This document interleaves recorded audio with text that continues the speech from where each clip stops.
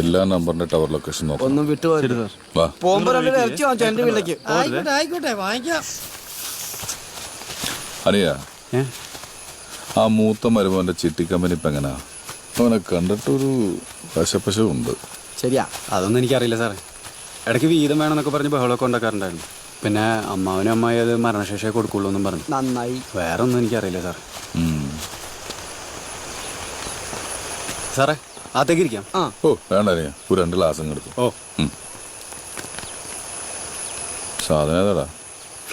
സൂപ്പറാ, പക്ഷെ ലോക്കലാട്ടാ. തുറന്നടാ. കൊള്ളാമോ? എങ്ങനെടാ അടിക്കണേ? പിടിച്ച് അങ്ങനെ ഒഴിക്കട്ടെ.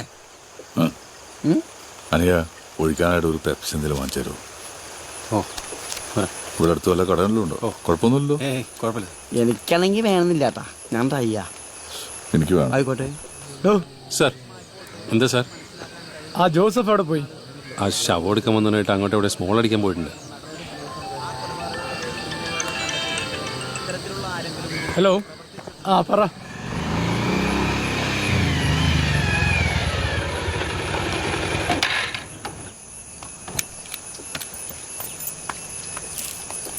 അയാളോട് പോയി സാർ. അവ ശരിയാവില്ല. നമുക്കൊന്ന് അകത്തോട്ടിരുന്നാലോ? ഓ വാ.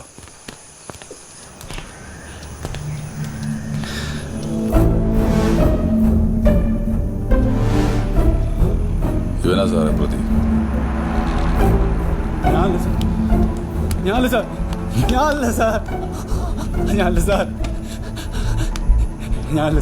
അനിയ, നീ ഇന്നലെ അവിടെ ഊരി വെച്ച ബൾബിലെ ഫിംഗർ പ്രിന്റും ഇപ്പൊ നീ തന്ന ഗ്ലാസ്സിലെ ഫിംഗർ പ്രിന്റ് ഒന്നാണ്. പിന്നെ നീ ഇവിടുന്ന് കൊണ്ടുപോയ വെട്ടുകത്തി, അതിന് നീ എത്ര കഴിയാലും ഫോറൻസിക്കാരത് കണ്ടുപിടിക്കും. അത് പുതിയാൻ ഉപയോഗിച്ച കലണ്ടം, അത് ഇവിടുന്നല്ലേ? എനിക്കറിയില്ല സാർ. ഇത്രയൊക്കെ പോരെ?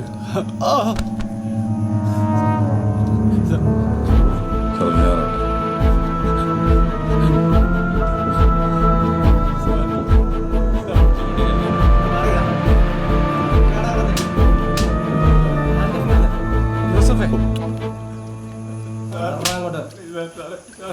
ഇവനാണെന്ന് എങ്ങനെ മനസ്സിലായി? സാർ, അവൻ ബൾബ് പൊട്ടിക്കാതെ അവിടെ തന്നെ ഉപേക്ഷിച്ചതിൽ നിന്ന് ഒരു പ്രൊഫഷണൽ അല്ല അത് ചെയ്തെന്നുള്ളത് എനിക്ക് മനസ്സിലായി.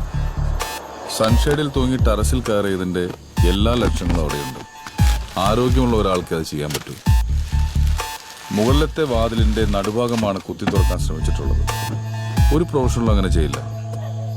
അവരെപ്പോഴും ഒരു മൂലയെ കുത്തി തുറക്കാൻ ശ്രമിക്കും.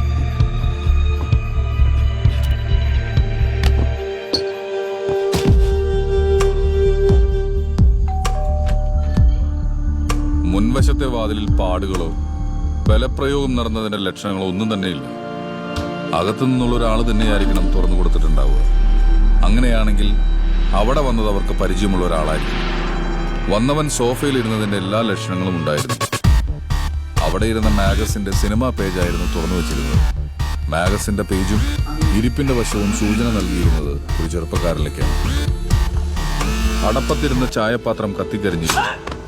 വന്നയാൾക്ക് ചായ എടുക്കാൻ പോയപ്പോഴാണ് ഈ കൃത്യം നടന്നിട്ടുള്ളത്.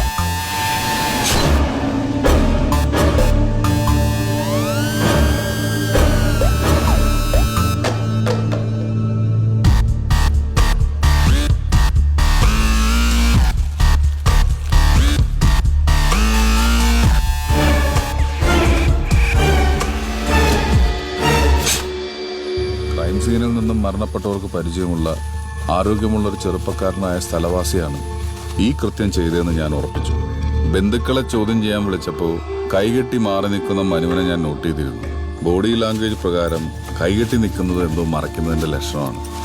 പിന്നെ കാര്യങ്ങൾ പറയുമ്പോഴുള്ള അവന്റെ കൃഷ്ണമണിയുടെ അനക്കത്തിൽ നിന്ന് അവൻ പറയുന്നത് കള്ളമാണെന്ന് എനിക്ക് മനസ്സിലായി. രാത്രി സിനിമയ്ക്ക് പോയെന്ന് കളവ് പറഞ്ഞവൻ 9:30 വരെ ഈ ടവർ ലൊക്കേഷനിൽ തന്നെ ഉണ്ടായിരുന്നുവെന്ന് സൈബർ സെല്ലുകാരും വ്യക്തമാക്കിയിരുന്നു. ഞാനെന്നാ പൊക്കോട്ടെ സാറേ. ശരിയാടാ, വിളിക്കാം. എന്റെ മോനെ